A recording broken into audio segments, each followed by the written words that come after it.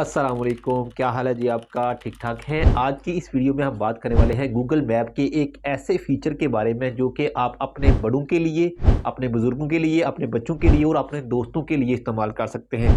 बड़ा कमाल का फीचर है। इस फीचर के ज़रिए से आप फाइंड कर सकते हैं कि आपका चाहने वाला अभी कहाँ पहुँचा है। उसकी बैटरी टाइमिंग भी आप साथ फाइंड कर सकते हैं कि अभी उसके मोबाइल की बैटरी टाइमिंग कितनी है।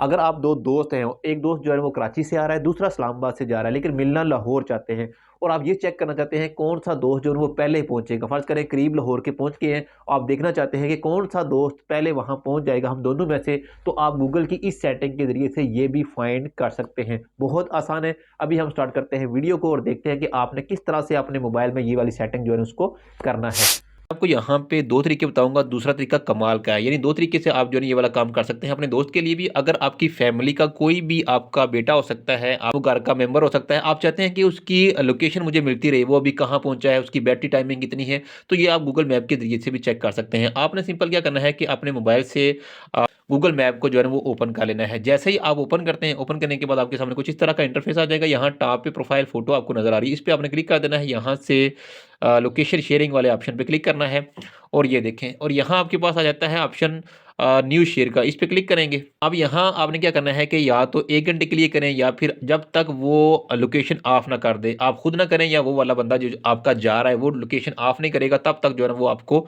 लोकेशन उसकी मिलती रहेगी। तो मैं एक और के लिए करता हूँ, यहाँ से व्हाट्सएप पे चले जाएंगे यहाँ से, और यहाँ से आपने क्या करना है कि अपने चाहने वाले की लोकेशन खुद अपने मोबाइल पे जो है ना आपने सेंड कर देना। यहाँ से सेंड वाले ऑप्शन पे क्लिक करेंगे और लोकेशन जो है यहाँ से सेंड हो गई है। अब हम दूसरे मोबाइल में देखते हैं। ये देखें जी, हमारे पास लिंक आ गया। यहाँ से हम इस लिंक को कर लेते हैं ओपन, और ये देखें जी लोकेशन हमारे पास आ गई। अब उसकी बैटरी टाइमिंग कितनी है, कितनी बैटरी रह गई है, 91% जो है वो बैटरी दिखाई जा रही है। तो यहाँ से आप ये जो है वो चेक कर सकते हैं।